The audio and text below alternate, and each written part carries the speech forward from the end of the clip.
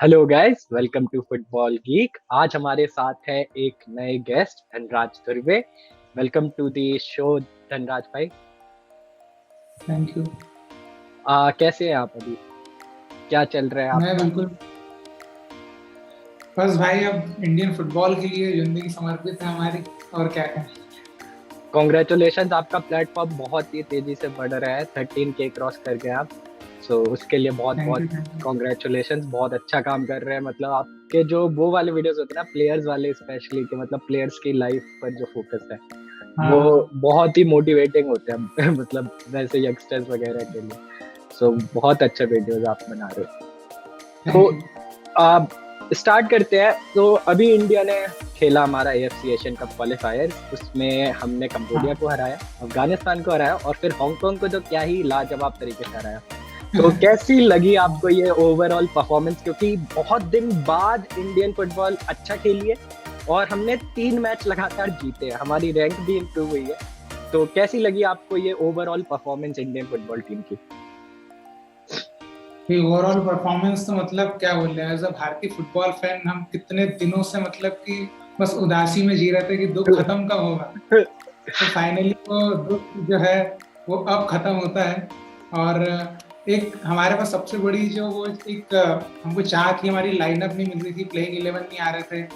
क्योंकि हम हमेशा इगोर सर जो है बस एक्सपेरिमेंट पे एक्सपेरिमेंट मतलब एकदम साइंटिस्ट बन गए थे। तो अभी फाइनली वो भी मिला है। तो एज अ भारतीय फुटबॉल फैन तो बिल्कुल मजा ही है, क्योंकि अब वो टीम हमको दिख रही है जो हम एशिया कप में देख सकते हैं। एग्जैक्टली। तो बिल्कुल मजा आ गया। और कैसी लगी आपको आइगोर सर की मतलब कोचिंग? क्योंकि थोड़ा तो डिफरेंस आया है।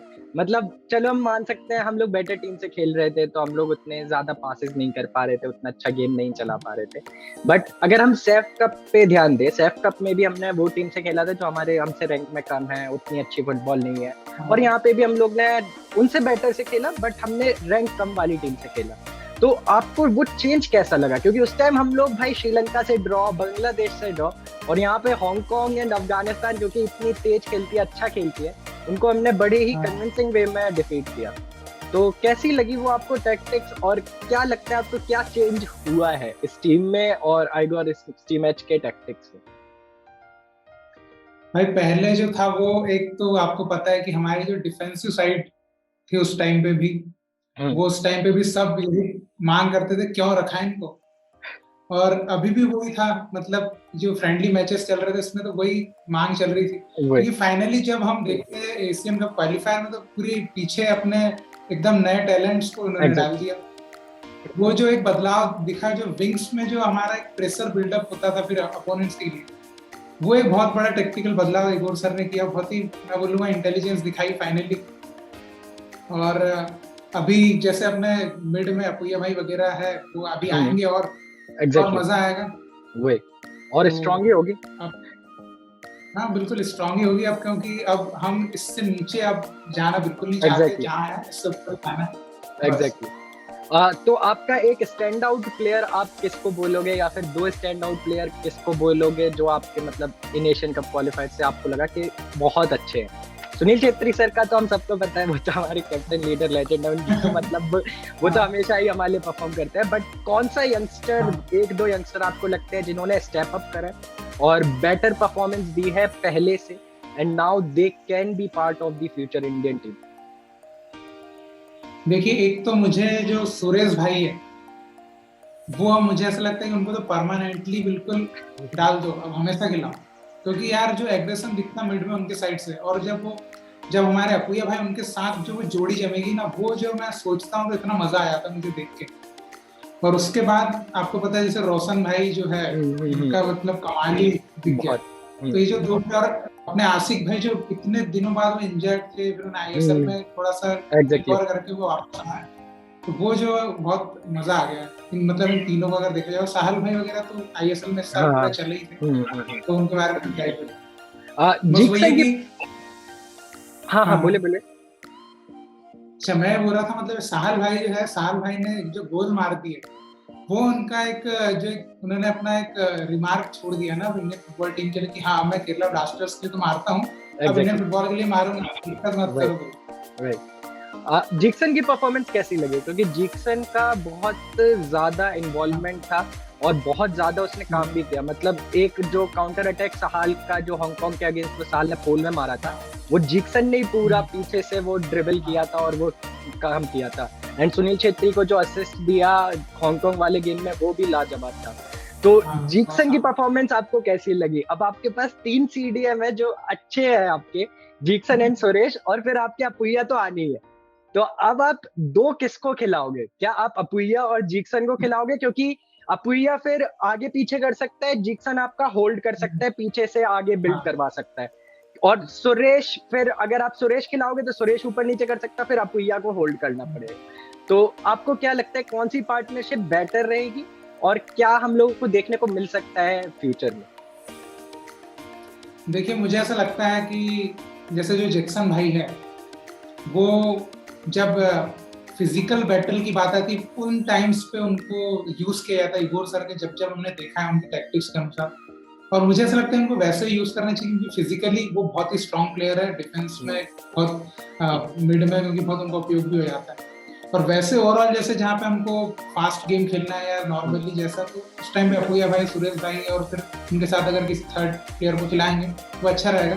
बाकी जो हमारे जैक्सन भाई, वो क्योंकि एक वेपन है हमारे, जब जरूरत रहेगी तब जाओ, तो बहुत अच्छा रहेगा, मुझे ऐसा लगता है। बाकी आपकी ओपिनियन कुछ और हो सकती है। मुझे बस यही लगता है कि अगर हम लोग बेटर टीम्स के अगेंस्ट, जैसे एशियन कप में हम लोग बेटर टीम से ही खेलेंगे, हमसे बहुत बेटर टीम्स रहेंगे। और हमने अफगानिस्तान और हांगकांग के अगेंस्ट देख लिया, अफगानिस्तान वाला स्पेशली कि बहुत फिजिकल वाला गेम था, बहुत लड़ाइयां हो रही थी, बहुत फिजिकल रहना पड़ रहा था, एंड सीडीएम की पोजीशन बहुत स्ट्रांग रहनी पड़ रही थी।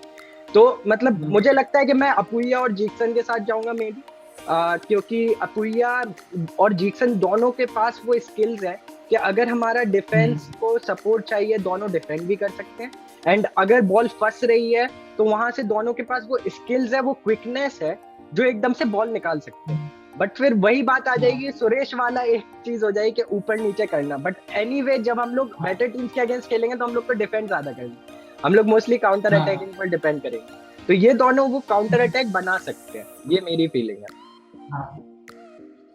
तो आइगोर टीम मैच की बात करते हैं अब। बहुत कुछ बोला है उन्होंने इस जीत के बाद, तो उसके बारे में अब डिस्कशन स्टार्ट करते हैं। पहला मैं कोट यहाँ पर निकालता हूँ। तो धनराज भाई, ये पहला कोट था, आपको दिख रहा है? हाँ, तो ये इनका पहला कोट हमने निकाला है। Some things will need to change drastically in the future. If I am here, the league will need to stop when I say, for as many days as I think is needed for the national team to prepare to go higher, and players who are chosen by us, they will have to play at the clubs. We are 8 to 10 years late in our development program, 8 to 10 years behind top 8 Asian countries. How are we going to get there? So let's wake up. तो क्या opinion है आपका इस court के बारे में, और क्या लगता है आपको क्या आइगोर मैच ने सही मुद्दा उठाया है और सही बात बोली है यहाँ पर? क्या उनके हिसाब से क्लब्स वगैरह को डिसाइड करना चाहिए कि कब हम मैचेस करेंगे, कब हमको ब्रेक देना है? क्योंकि रिसेंटली मुंबई के साथ इशू हुआ था, मुंबई एफसी चैंपियंस लीग से खेलकर आई थी तो उन्होंने अपने प्लेयर्स नहीं भेजे थे जबकि इंडियन टीम को जरूरत थी। तो क्या लगता है आपको इस बारे में? देखिए, इगोर सर का इस मामले में तो कहना मैं बिल्कुल इनके साथ एग्री करूंगा, क्योंकि चीज़ें ऐसी होती हैं। क्योंकि कभी कभी क्या है कि हम क्लब्स के फेवर में जाते हैं और कभी कभी वहाँ फायदा के चक्कर में मेरे नेशनल टीम को भूल जाते हैं कि भैया इधर भी तो है। तो वही चीज़ें होती है। और कभी कभी ऐसा होता है कि क्लब्स में क्या होता है, उतने इंपॉर्टेंट गेम्स नहीं होते हैं। जैसे अभी तो एफसी चैंपियंस लीग बड़ा प्लेटफॉर्म था, कभी कभी ऐसा लेकिन सिनेरियो क्रिएट होता है कि उतने बड़े टूर्नामेंट से मैच नहीं होता है, लेकिन फिर भी जबरदस्ती प्लेयर्स को खिला दिया जाता है, इंजर्ड हो जाते हैं और फिर नेशनल टीम में फिर उन्हें जा पाते हैं, तो ऐसी चीज हो जाती है। तो अब उन्होंने जो बोला है कि लीग वगैरह के बारे में कि उनके जो प्लेयर्स हैं उनको क्लब्स में भी चूज करना चाहिए, क्योंकि अभी देखिए ढेर सारे प्लेयर्स हैं जिनको कैंप वगैरह में बुलाया था, उनमें से कितने ऐसे प्लेयर्स हैं जिन्होंने बहुत अच्छा प्लेइंग टाइम बिताया था, बहुत सब्स्टिट्यूट तो कुछ ऐसा था। तो ये इनकी बातें बिल्कुल सही, क्योंकि जो प्लेयर्स नेशनल टीम में आ रहे हैं उनको एटलीस्ट आईएसएल में तो अच्छा गेम टाइम रहा है, तब तो वो इधर कुछ एग्जैक्टली। परफॉर्म कर पाएंगे। और जो डेवलपमेंट वाली बात है, बिल्कुल 10 साल अभी हमारी लीग का रोड में भी अब जाके आ रहा है, तो बिल्कुल सही बात तो बोली उन्होंने, उसमें कोई गलत बात तो है नहीं। एग्जैक्टली कि मतलब 10 साल वाली बात से तो मैं बहुत ज्यादा एग्री करता हूँ, क्योंकि कि मतलब बहुत लोग बोलते हैं वर्ल्ड कप वगैरह का, आपसे भी मतलब बहुत लोग पूछते हैं भाई वर्ल्ड कप में कब पहुंचेंगे। भाई अभी हम एशिया में ही मतलब बेस्ट नहीं है, एशिया में तो हम लोगों को बेस्ट बनने दो। हमसे जापान, ऑस्ट्रेलिया वगैरह कितनी आगे है। आप अगर आप ह्यूमन सन को देखो, साउथ कोरिया के, उन्होंने अभी प्रीमियर लीग का गोल्डन बूट जीत लिया। तो मतलब वो कितने आगे हैं हमसे, ये दिखाता है। और ये बात तो सच है, मगर वही बात है, क्या एफएसडीएल और इतने बड़े बड़े मुंबई सिटी वगैरह, एटीके मोहन बगान जो क्लब्स हैं, वो क्या बात मानेगी एआईएफएफ की एंड आइगोर एस्टीमैच की? बिकॉज हम सबको पता है कि यहाँ पर जो डील करते हैं और जो डिसीजंस लेते हैं वो एफएसडीएल एंड द क्लब्स। तो मतलब एआईएफएफ का उतना इन्वॉल्वमेंट आईएसएल में है भी नहीं, आईएसएल में उतना एआईएफएफ है भी नहीं। तो क्या लगता है आपको, मतलब एफएसडीएल और आईएसएल के जो क्लब्स हैं वो ये बात मानेंगी एआईएफएफ और आइगोर एस्टीमैच की, या फिर एआईएफएफ आगे रखेगा ये बात आइगोर एस्टीमैच की? पहली बात तो वो भी है। देखिए मुझे ऐसा लगता है ये सब चीज मतलब पॉजिटिव वे में हो सकती है, तो डिपेंड करता है कि हमारे नए जो प्रेसिडेंट साहब है वो कौन बनता है। अगर वो बहुत ही अच्छे इंसान आते हैं जो फुटबॉल का डेवलपमेंट देखते हैं, ना कि पैसे वैसे का घपला, ये सब चीजें, तो फिर मुझे लगता है कि वो इस बात को थोड़ा सा सीरियसली समझेंगे, क्योंकि जो फुटबॉल समझता होगा वो इस चीज को समझ ही रहा होगा कि क्या चीज है ना लैक कर रहे हैं। तो स्वाभाविक सी बात है एफएसडीएल थोड़ा कुछ तो इस बारे में डिस्कस करेगा और वो मनवाएगा, ऐसा नहीं कि सिर्फ बात करेगा, क्योंकि फुटबॉल डेवलपमेंट अगर आपको चाहना है तो आपको फिर उन चीजों पे काम करना पड़ेगा, ऐसे सोचने पे काम चलेगा वही। तो आगे बढ़ते हैं, नेक्स्ट कोट पर चलते हैं हम। तो ये था second quote, everybody was expecting us to win, so we need to be modest here, but what is spectacular here is the performance, the way the boys were aggressive when needed, the way they were patient when needed, the way they were counter attacking when needed, the way they were doing middle and high press when needed. That was impressive. That's clearly telling you that these boys deserve more time together, and of course I am there, I won't let them lower their level. And इसमें उन्होंने एक बात और बोली थी कि government, AIFF, FSDL, सबको एक बात समझनी पड़ेगी that these boys are impressive. इन लोगों के पास वो मोमेंटम है एंड वो आगे बढ़ना चाहते हैं। तो क्या आपको लगता है यहाँ पर कि जो आइगोर एस्टीमैच ने बोली है बात वो सही है? क्या एआईएफएफ, गवर्नमेंट थोड़ा प्रॉब्लम कर रही है प्लेयर्स के लिए ऊपर आने में, बढ़ने में? क्योंकि गवर्नमेंट ने अभी हमारा रिसेंटली बजट भी थोड़ा बहुत कम कर दिया था, तो उसको देखते हुए क्या लगता है आपको उस कोट के बारे में? देखिए वो बात तो आपकी बिल्कुल सही है, बजट वाली, कि बजट तो बहुत ही ज्यादा कम कर दिया है। Exactly. लेकिन इसका कहने में फिर जिम्मेदार वही है कि फिर जो कमेटी थी अभी वो जिम्मेदार कहलाएगी उसके लिए। लेकिन अब हम वो पास्ट वाली चीजों को याद करके फालतू का रोना वो गलत बात हो जाएगी। तो जो गोर सर ने बात कही है गवर्नमेंट और जो भी इन्वॉल्वमेंट वाली है, देखिए वो बिल्कुल, अगर आप हम एग्जांपल लें तो दूसरे गेम से हमको ये फर्क दिखता है कि दूसरे गेम जो ओलंपिक में इतना अच्छा कर रहे हैं, जो गवर्नमेंट का सपोर्ट इतना स्ट्रॉन्ग है उनपे, आप देखिए हॉकी टीम अपनी इतनी सब है ना, तो ये सब चीजें है वो मानना पड़ेगा। और गवर्नमेंट का इन्वॉल्वमेंट, प्राइवेट सेक्टर का इन्वॉल्वमेंट भी इसमें चाहिए, जो भी लीग लेवल पे या जो भी है, तो ये सब चीजों की जरूरत तो बिल्कुल पड़ेगी, क्योंकि हमारे प्लेयर्स क्या चीज की कमी है हमारे पास, कोई चीज की कमी है क्या? इतना बड़ा देश है, बस वही है ना, एक सिस्टम बना दो, सही तरीके से आप चीजें प्रोवाइड कर दो। देखो फिर आप 10 साल दो, थोड़ा सा टाइम दो। अभी आप बोलते कि हमको अभी हमारा कुछ हुआ 1 साल में, और 1 साल में हमको आपको वर्ल्ड कप भी पहुंचा के देना है, तो ऐसा तो हो नहीं पाएगा। हर टीम से तो हर, अभी वियतनाम जो इतना इम्प्रूव कर रही है उसका पिछला रिकॉर्ड तो देखिए, लोग वो उस पे नहीं आते कि उन्हें बस ये देखते हैं कि वियतनाम अभी कहाँ पहुंच गई। चीज को थोड़ा सा समझना पड़ेगा, और थोड़ा सा ऐसा भी है कि हर चीजों को जो है वो मानना पड़ेगा कि हम गलत है तो गलत है, उसको सुधारना पड़ेगा। और जो ये इन्होंने ये बात बोली है कि I won't let them lower their level, जो प्लेयर्स की जो परफॉर्मेंस रही है उस अब इस परफॉर्मेंस में नीचे नहीं जाने देंगे। तो क्या उस बात पर आप विश्वास करते हैं? क्या आपको लगता है ये टीम ऐसे ही परफॉर्म कर सकती है कंटिन्यूटी में, और ऐसे ही रेगुलर इतनी अच्छी परफॉर्मेंस दे पाएगी फ्यूचर के गेम्स में आइगोर मैच के अंदर? देखिए मेरे को तो बिल्कुल लगता है, क्योंकि देखिए अभी एक उनको, क्योंकि देखिए यंग बहुत सारे प्लेयर्स हैं अभी अपने पास, तो वो यंग वाला जो फैक्टर आ जाता है ना, तो वो एक मजा ही आ जाता है।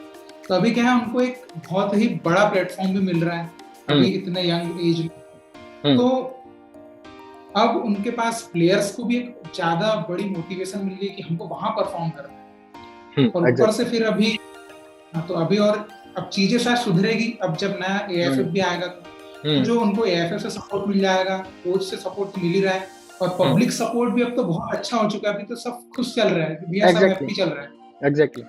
तो अभी, हाँ, तो अभी मुझे लगता है कि वो लेवल जो है नीचे गिरने वाला है, और अभी मस्त, अभी सीजन भी लंबा हो चला है, डूरांड कप अपना, आईएसएल सुपर कप, मतलब गेम भी इतना मस्त है, तो कोई दिक्कत की बात नहीं है, परफॉर्मेंस तो ऊपर ही जाए। ठीक है, बहुत कन्विंसिंग वे में आपने वो बोला, थोड़ा सा मुझे भी कॉन्फिडेंस आया उससे। नेक्स्ट पोस्ट पर चलते हैं। ये था उनका third post. The trust I got from my players, if I felt at any point that my players have stopped following what we do, I would have gone home. And I feel sorry that some people were presenting that I am here for some contract, that I am trying to save my job. What job? I came here for less salary than my market price. I didn't want to discuss with anyone who was offering me better jobs. Coach was never the problem in this country. You should talk about other things. तो इन्होंने बोला है कि it was not me, मेरी गलती नहीं थी कि इंडियन फुटबॉल टीम इस तरीके से परफॉर्म कर रही थी। एंड जो भी ये कह रहा है कि मैं कॉन्ट्रैक्ट के कारण यहाँ पर रुका हुआ हूँ और इस जॉब में उतने पैसे मैं ले भी नहीं रहा था, मेरी मार्केट प्राइस से मैंने कम ही पैसे लिए थे इंडियन फुटबॉल को लीड करने। तो क्या लगता है आपको ये बोलना क्या सही था, और क्या वो जो ब्लेम है वो अब अपने ऊपर से वो कह दे रहे हैं कि नहीं मेरी गलती नहीं थी, मैंने ठीक है टाइम लिया, but that's how much time one coach needs to improve anything? देखिए ये वाला जो उन्होंने बात बोली, इसमें एक तो वाली चीज है कि जैसे होता है ना अपन स्कूल वगैरह में जब अपन बहुत फेल होते हैं लेकिन एकदम से पास हो जाता है, तो फिर अपन पूरा ब्लेम झाड़ देते हैं, टीचर ने सही से नहीं पढ़ाया था, इसने ऐसा, तो वाली बात हो जाती है। Exactly. तो अभी उन्होंने ये जो है ना वो ईगो वाली बात में, तो ये अंदर की बात उन्होंने बोल दी कि मैं सैलरी कम, तो वो उसके लिए तो मैं कुछ नहीं कहूंगा यार, देखिए पर्सनल लाइफ होती है, गुस्सा आ जाता है तो बोल दी। लेकिन कुछ इसमें जैसे कुछ बातें हैं जो उन्होंने बिल्कुल सही बोली, जैसे जो कोच वाली जो बात बोली है कि कोच, इंडिया में कोच प्रॉब्लम नहीं है, इंडिया में सिस्टम प्रॉब्लम है, पहले वो सुधर गया, कोच तो फिर क्या है। अभी हम कोच एजुकेशन प्रोग्राम पे देखो ना, कोच एजुकेशन प्रोग्राम कैसे हो रहा है हमारे इंडिया में, हमारे कोच के जो टेक्निकल क्वालिटीज है और यूरोपियन या अदर एशियन कंट्रीज के कोचेस की टेक्निकल क्वालिटीज आप कंपेयर करो तो पता चलता है कि हमारे कोचेस अभी कहाँ है।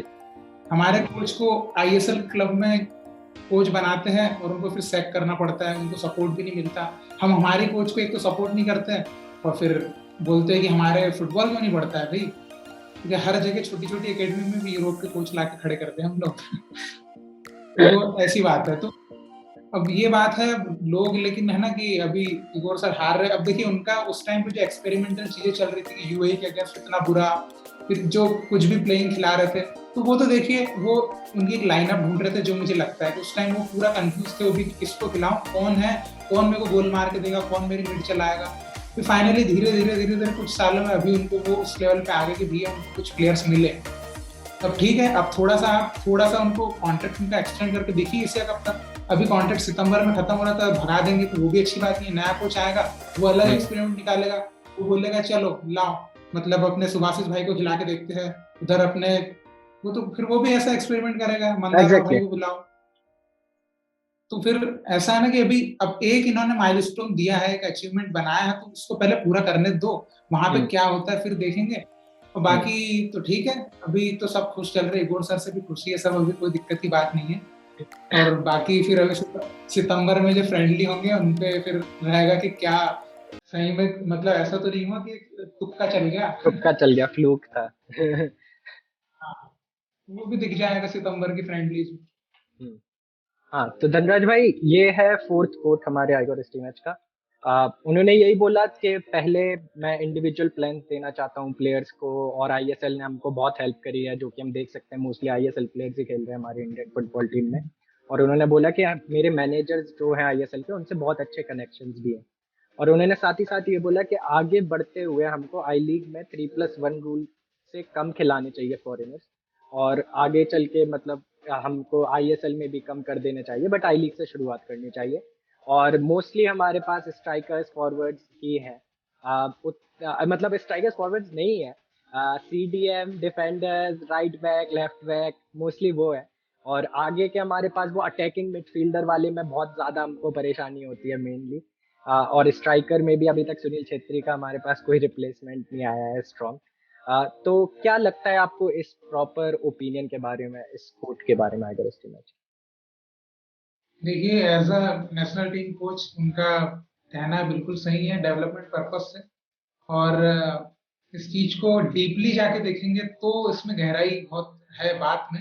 हम्म। लेकिन ऐसे ही देखेंगे तो फिर ऐसा लगेगा अरे हाँ बोल रहे होंगे ना 3+1 रूल है, हम्म। आई लीग के प्लेयर कम कर दो, बस फिर बोलने की बात रह जाएगी। लेकिन वो डेवलपमेंट पर्पस से सोच रहे, देखिए।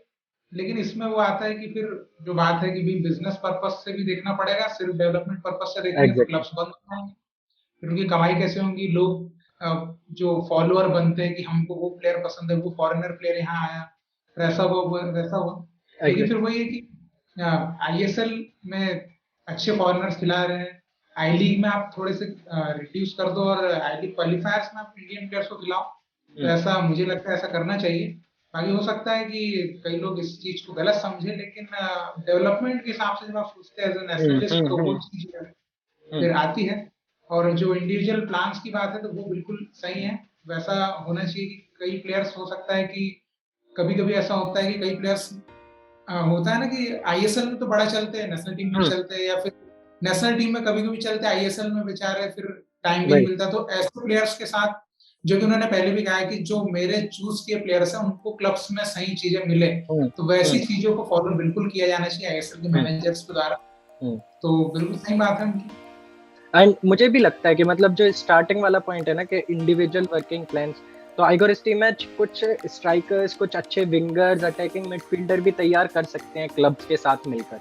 एंड उससे क्लब्स को भी फायदा होगा जब वो एएफसी चैंपियंस लीग में जाएंगे या फिर एएफसी कप में जाएंगे, तो वो इंडियन प्लेयर्स को भी खिला सकते हैं उन स्ट्रॉन्ग पोजीशंस पर। अब जैसे आशिक मोस्टली आपका लेफ्ट बैक खेला है बेंगलुरु एफसी के लिए मोस्टली है, हाँ, और अब आप देखिए लेफ्ट विंगर की तरह जब वो खेल रहा है, क्या ही प्लेयर, मतलब अफगानिस्तान के अगेंस्ट आशिक का जो इन्वॉल्वमेंट था, he was man of the match for me. हाँ, जो मतलब बिल्कुल। असिस्ट प्रोवाइड किया, फ्री किक जीती, और कॉन्स्टेंटली मतलब जब मानवी रानवीर सब थक गए हैं, वो बंदा तब भी दौड़ रहा है और एनर्जी उसकी डाउन हुई नहीं है। तो मतलब ऐसे अच्छे एक ऐसे प्लेयर को हम लोग वेस्ट कर रहे थे लेफ्ट बैक की पोजीशन पे। और जबकि लेफ्ट बैक और भी थे बेंगलुरु एफसी के पास, बट वो आशिक को ही खिलाना चाहते थे, क्योंकि वो खिलाना चाहते थे फॉरेनर्स को आगे विंग्स हाँ, पे। तो वो एक अच्छी बात है, क्या लगता है आपको? हाँ, वो तो बहुत अच्छी बात है, क्योंकि देखिए अगर आप सोचिए आसिफ भाई अगर पूरा साल विंग पे खेला रहते उधर, तो कितना ज्यादा यहाँ पे दिखता ना, बिल्कुल ऐसा बरस जाते बिल्कुल। वो अभी लेकिन क्या करें, अब ये ऐसी अभी जैसे हमारे कई ऐसे प्लेयर्स हैं जिनकी पोजीशन की बाट लगा के रखी है कोचेस ने, वही। कि जो प्लेयर रहता है वो बेचारा साइड बैक, उसको स्टॉपर बना दिया, स्टॉपर को साइड बैक बना दिया। और ये सब होता है किस वजह से? फॉरेनर की, क्योंकि फॉरेनर को वहां पोजीशन देना है। वही। वही। तो यही है कि जो नेशनल टीम में जो प्लेयर जिस पोजीशन का है उसको आई क्लब्स में वही पोजीशन पे खिलाओ, जबरदस्ती को फॉर्मेशन ठीक करना है, सेट करना है, उसके चक्कर में बेचारे का वो ना वहां का रहता ना यहाँ का रहता। बट थोड़ी बहुत तो अनबन आएगी भाई आईएसएल क्लब से, क्योंकि हाँ, आईएसएल के क्लब वही बोलेंगे हम अटैकिंग मिडफील्डर पे फॉरेनर को क्यों नहीं खिलाए, जब वो 10 असिस्ट देगा ग्रेग स्टीवर्ट की तरह। हम अब वो ब्रेंडन या फिर और किसी को क्यों खिलाएं जब वो 3 या 4 असिस्ट देगा उस सीजन में? वो भी एक वो बात तो आ फिर जाती ना। क्योंकि आईएसएल में भाई केवल जीत के लिए खेल रहे हैं, देयर इज नो सर्वाइवल वाला वो सीन अभी रेलीगेशन वाला, तो वो नहीं है अभी कि आप मतलब अगर आपका फॉरेनर उस पोजीशन में अच्छा नहीं कर रहा, आप इंडियन से चेंज करके आप बच जाओ, वो वाला सीन नहीं है। यहाँ पे सब जीत के लिए जाना चाहते हैं, सब ट्रॉफी और शील्ड जीतना चाहते हैं। फिर अभी वो वाली बात भी है ना कि यार हमारे जो प्लेयर्स है अभी जब वो जैसे होता है ना, जैसे स्पेन का प्लेयर चेंज होता है, स्पेन का प्लेयर सब कर लेता है, वो एक ही जैसा खेलते सब। तो हम्म अभी वो इक्वलिटी टाइप का जब गेम ऐसा दिखेगा इक्वल, यहाँ हम्म ज्यादा चेंजेस नहीं लगता, वो बात तो उसको भी टाइम है, हम्म देर चलो। लगेगी। हाँ, बट टाइम तो लगेगा ही, वो तो सही बात हाँ है। नेक्स्ट कोट पर चलते हैं, ये हमारा सेकंड लास्ट कोट है। For such an important tournament was this right time to do this. इनका यहाँ पर हिंट है, जो अभी AIFF में थोड़ी चीजें बदली हैं, जो प्रेसिडेंट को हटाया गया है और COA ने ओवरटेक किया है, तो उसका इनका कहना था क्या ये सही टाइम था ये करने का। क्या आपको नहीं लगता प्लेयर्स अफेक्ट होंगे? क्योंकि सुनील छेत्री का भी एक इंटरव्यू आया था, मैं नहीं चाहता इंडिया बैन हो। मतलब आप क्या कह रहे हो, मेरा करियर की ऑलमोस्ट लास्ट कुछ साल है और आप कह रहे हो इंडिया बैन हो जाए, मैं मतलब बिना खेले ही मतलब मैं रिटायर कर जाऊँ अपने लास्ट के ये कुछ साल, और जबकि कितना दिया। तो वो एक बात है। एंड ये मैंने नहीं कहा कि मतलब कौन सही था कौन गलत था यहाँ पर। मेरा बस कहना ये है कि ये टाइमिंग सही नहीं थी। हम 3 साल वेट करे हैं जब इस चीज के लिए, तो हम क्या 2-3 हफ्ते और वेट नहीं कर सकते थे क्या? हम एशियन कप क्वालिफायर्स खत्म होने का वेट नहीं कर सकते थे? क्योंकि अब ऑफ सीजन है, अब 1.5-2 महीना कुछ नहीं है आपका, अगस्त में आपका दुरांत कप स्टार्ट होगा। तो क्या ओपिनियन है आपका इस बारे में? क्या आपको लगता है कि जो हुआ, क्योंकि बहुत लोग ये कह रहे हैं कि जो हुआ इट वाज राइट, अब इंडिया बैन हो या फिर ना हो वो देखा जाएगा, बट ये होना बहुत इंपॉर्टेंट था कि AIFF में ये रिमूव करना इन लोग को बहुत इंपॉर्टेंट था कि AIFF अब बेटर चले। बट क्या हाँ। ये सही टाइमिंग थी इन टर्म्स ऑफ इतना बड़ा कंपटीशन है, आपको क्वालिफाई करना है, प्लेयर्स को परफॉर्म करना है, और आपके पास अच्छा स्क्वाड है इस बार, तो क्या लगता है आपको? देखिए टाइमिंग की अगर बात करें तो देखिए, ये आपको भी पता है कि ये केस तो बहुत पहले फाइल किया था, हम्म लेकिन अब वो फैसला ही ऐसे टाइम पे आया सुप्रीम कोर्ट का, तो उसमें करे भी तो करे क्या। एग्जैक्टली। क्योंकि देखिए, और एक और चीज है, अभी भी फैसला आने के बाद भी उसका जो चीज फाइनल होगी, वो चुनाव वगैरह जो होना है वो तो हम्म सितंबर अक्टूबर तक कितना लंबा चला गया ना, वो तो हम्म हम्म वो उसमें हम ये दोष तो नहीं दे सकते कि किसी की वजह से वो उस टाइम पे जरूर ऐसा होना था। हम्म अब वो तो ऐसा था कि वो विधि का विधान था, भैया हो गया। अब उसके लिए अब कुछ बोल नहीं सकते किसी के ऊपर, उसमें ब्लेम नहीं कर सकते, क्योंकि सुप्रीम बट कोर्ट तो ऐसा किया आपको है। नहीं लगता भाई कि मतलब 3 साल से चीजें बहुत ऐसे ऐसे चल रही थी, हाँ और फिर एकदम से फट फट फट फट फट सब एकदम से, मतलब वो 1-2 हफ्ते में चीजें ये हुआ, कोर्ट ने सुनी बात, पहले कोर्ट सुनी नहीं रहा था 3 साल, हाँ। फिर कोर्ट ने एकदम से बात सुनी, कोर्ट के सामने बोला और कोर्ट ने हाल के हाल डिसीजन लिया। और 3 साल से मतलब क्या हो रहा था, कौन अपील कर रहा था, किसने क्या किया, पता नहीं क्या चल रहा था, बट एकदम से मतलब ऐसे कैसे हो सकता है? कुछ तो किया है एंड कुछ लोगों ने किया है, ऑब्वियस सी बात है। जो चाहते थे that this change should be come, and हम भी चाहते थे दिस चेंज शुड बी कम, क्योंकि मतलब हम डेमोक्रेटिक कंट्री में, इंडिया का डेमोक्रेसी हम लोग कहाँ पे फिर दे रहे हैं कि हम लोग इतने बड़े क्या कहते हैं फुटबॉल के पूरा मैनेजमेंट, और उसमें मतलब इलीगली वो लोग वहां पर है। तो क्या लगता है आपको, क्या मतलब ये विधि का विधान था या फिर कुछ लोगों का विधान था जो चाहते देखिए थे कि ये? इसमें तो देखिए इन्वॉल्वमेंट तो था, देख सकते हैं कि पूरे स्टेट एसोसिएशन जो है वो हम्म बिल्कुल चढ़ बैठे थे हम्म कि भैया कुछ तो करो, तुम तो बैठी हो। और एग्जैक्टली। और जो फॉर्मर फॉर्मर इंटरनेशनल प्लेयर्स हो हम्म गए, सब इसमें इंक्लूड हो गए। हम्म तो एक तो प्रेशर तो बहुत ज्यादा घुस चुका था, हम्म फिर उसके बाद जैसे क्लब व्लब के भी लोग घुसने लग गए थे ना कि भैया हमको भी चाहिए, अब तो हम भी आएंगे इसमें हम्म घुसेंगे, हम्म ना बहती गंगा में हाथ धोने हमको भी। तो, तो फिर वो बहुत चीजें जो है बहुत जल्दी सॉर्ट आउट हो गई, और मगर पहले 3 साल में तो वही करा तो नहीं तो उसमें। वही तो आइगो मैच ने बोला कि मतलब सब ये लोग क्या कुछ दिन और नहीं वेट कर सकते थे? आपको क्या लगता है एज अ प्लेयर? देखो आप प्लेयर रह चुके हो, तो अगर हाँ आप ऐसे कंपटीशन में जा रहे हो और आपको ये न्यूज आ रही है कि इंडिया बैन हो सकती है, इंडिया के जो ये आपने इतनी 2 महीने 3 महीने मेहनत करी है एशियन कप हाँ क्वालिफायर्स के लिए, शायद वो आप ना खेले, वो उस टाइम ऐसी हाँ बातें चल रही थी स्टार्ट होने से पहले क्वालिफायर्स। तो हाँ। मतलब वो प्लेयर को थोड़ा अनकंफर्टेबल नहीं करेगा उसको, उसका मतलब जो मोमेंटम सेट है, जो वो परफॉर्म करना चाहता है, उसका वो कॉन्फिडेंस कम नहीं करेगा ऐसी चीजें। बिल्कुल भाई, मतलब साइकोलॉजिकली तो मतलब ऐसा हो जाएगा कि बिल्कुल बोरा जाएगा। वही। तो मतलब बहुत तकलीफ वाली बात होती है अगर ऐसा, अभी जब हम, अगर आप सोचे ना छोटा सा कोई टूर्नामेंट ही रहे, हमको ये पता चल जाए भाई टूर्नामेंट कैंसिल हो गया, इतना गुस्सा आता भाई इतने दिन से क्या कर रहे थे हम, इतनी मेहनत कर रहे थे कैंसिल करवा, तो वाली बात है। तो वो दिल पे दिमाग पे पूरी तरह से बिल्कुल असर करता है, पूरी पर्सनल लाइफ डैमेज कर देता है। लेकिन अब हो गया सो हो गया, वो वाली बात है। मतलब अब होना था तो हो गया, बट जो भी हुआ है अच्छा ही हुआ है। एंड हमारी टीम ने भी इन दी एंड अच्छा परफॉर्म किया है, तो इन दी एंड सब चीजें मतलब अपनी जगह सही तरीके से फिट हो गई, और हम लोग पर बैन भी नहीं हुआ अभी तक। होपफुली नहीं हो, मैं तो वही चाहूंगा, क्योंकि जिस तरीके से अब हम खेल रहे हैं मैं तो इस टीम को और देखना चाहूंगा खेलते हुए। तो लास्ट हम लोग चलते हैं कोट पर, ये हमारा फाइनल कोट है इस डिस्कशन का। तो उन्होंने ये अभी रिसेंटली कोट करके ट्विटर पर डाला था, want the next national team camp and games hosted in Kerala in September, time to spread football from south of India as well and feel the love and passion of fans from south too.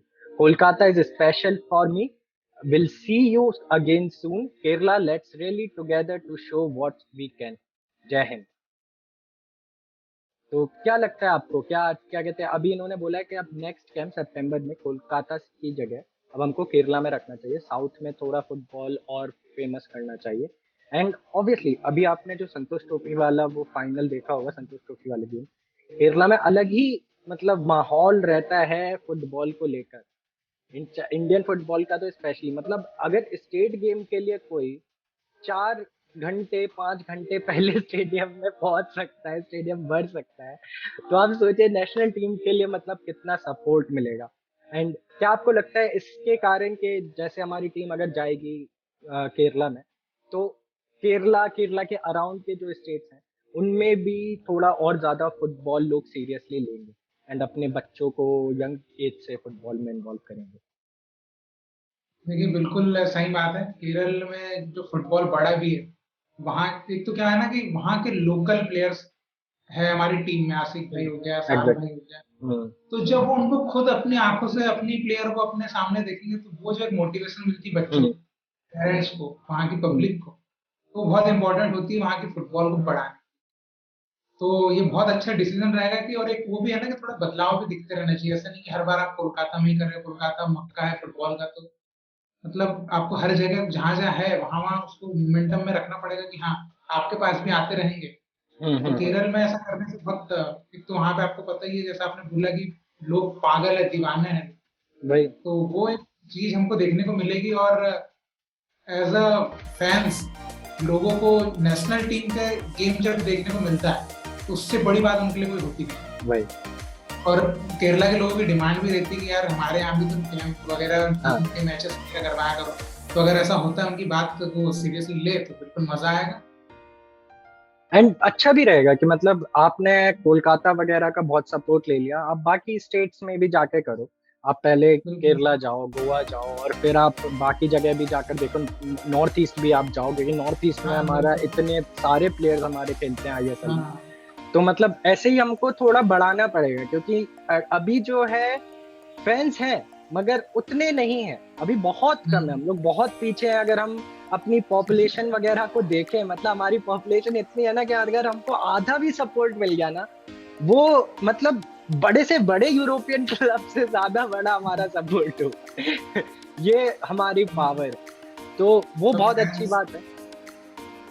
सब fans हैं लेकिन सब वो European football के fans हाँ, तो वो भी अभी हमको बस इंडियन फुटबॉल की तरफ करना है। अगर ऐसे ही देखो, आपको भी पता है भाई कि मतलब अगर अच्छा परफॉर्म नहीं करता है कोई, उनके फैंस नहीं बढ़ते। इंडिया में आप किसी भी चीज में देख लो, हॉकी को भी तभी वाह मिलती है जब हॉकी में वो लोग कुछ अचीव कर लेते हैं, या फिर कबड्डी में कुछ अचीव कर लेते हैं। और इंडियन क्रिकेट ने भी कुछ अचीव किया है जिस मुकाम पर आज वो पहुंचा है। उन्होंने भी वर्ल्ड कप जीते हैं, अच्छे टूर्नामेंट, बड़े टूर्नामेंट जीते हैं उस मुकाम पर पहुंचने के लिए। और जब हमारी नेशनल टीम फुटबॉल की वो सक्सेस पाएगी तो ऑब्वियसली वो सक्सेस मिलेगी। अगर आप एशियन कप क्वालिफायर्स की भी परफॉर्मेंस देखो, हॉटस्टार पर 80,000 लोग, 1 लाख लोग देख रहे हैं, जो आपके नॉर्मली ISL के अगर एवरेज मैच आप देखो जो ATK मोहन बगान इन्वॉल्व ना हो, उसमें उतने नहीं आते हैं लोग देखने। तो मतलब वो सक्सेस तो पाना पड़ेगा ही हमको, क्या लगता है? नहीं, वो तो सही बात है। देखिए वो क्रिकेट की जो बात आपने बोली, वो जो 1983-4 क्या जो वर्ल्ड कप था, ये वो कैसे गए थे, वो उस टाइम पे हालत क्या थी उनकी, वही। और जब वो जीत के आए उसके बाद हालत क्या थी बताओ।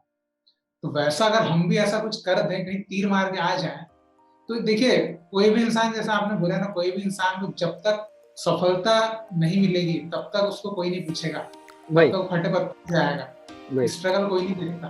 कोई नहीं देखता। बट वो सक्सेसफुल हो जाएगा तब वो उसका स्ट्रगल देखेंगे, अरे भाई साहब ये तो इतने देखिए, मुश्किलों से गया हाँ था। वो यहाँ से उठा है। हाँ, तो इसलिए वो है कि कुछ पहले करके दिखाना पड़ेगा, तभी तो ये पब्लिक ऐसे थोड़ी ना आ जाएगी आपको हम्म देखने के लिए, आपको पसंद हम्म करने लग जाएगी। हम्म। तो बिल्कुल लॉजिकल बात है।